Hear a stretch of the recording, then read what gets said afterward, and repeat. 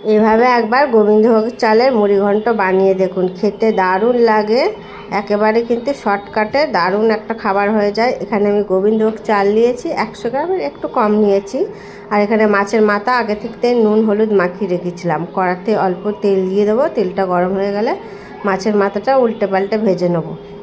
মাছের মাথাটা ভাজা হয়ে গেছে, তুলে নেবো। ওই তেলেই দিয়ে দেবো একটা তেজপাতা, 2টো শুকনো লঙ্কা ফোড়ন দিয়ে দেবো। ফোড়নটা ভাজা ভাজা হয়ে গেলে একটা পেঁয়াজ কুচি দিয়ে দেবো। পেঁয়াজটা নাড়িয়ে চাড়িয়ে দিয়ে দেবো এখানে একটা অর্ধেক টমেটো কুচি আর আদা আর রসুন গ্রেট করা দিয়ে দেবো।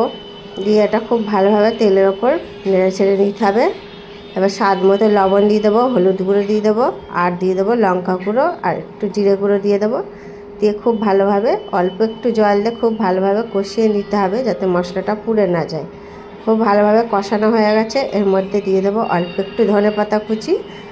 ধনেপাতাটা কুচি দিয়ে খুব ভালোভাবে নাড়ি ছেড়ে নিয়েছি। মশলা থেকে তেল ছেড়ে দিয়েছে। এবার দিয়ে দিচ্ছি মাছের মাথাটা। দিয়ে একটু মাছের মাথাটা ভেঙে নিতে হবে। মাছের মাথাটা মশলার সাথে খুব ভালোভাবে কষানো হয়ে গেছে। এবার এর মধ্যে গোবিন্দভোগ চালটা ধুয়ে রেখেছিলাম, সেটা আমি দিয়ে দেবো।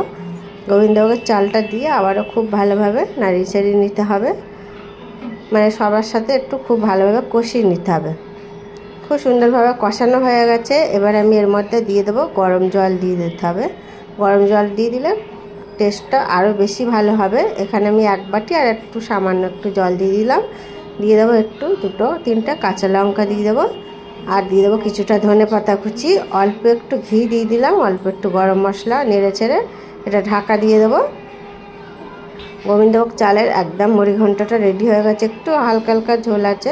খুব ভালোভাবে নেড়ে চেড়ে নিয়েছি। দেখুন একেবারে এরকম শুকনো শুকনো হয়ে গেছে। নামিয়ে নেবো।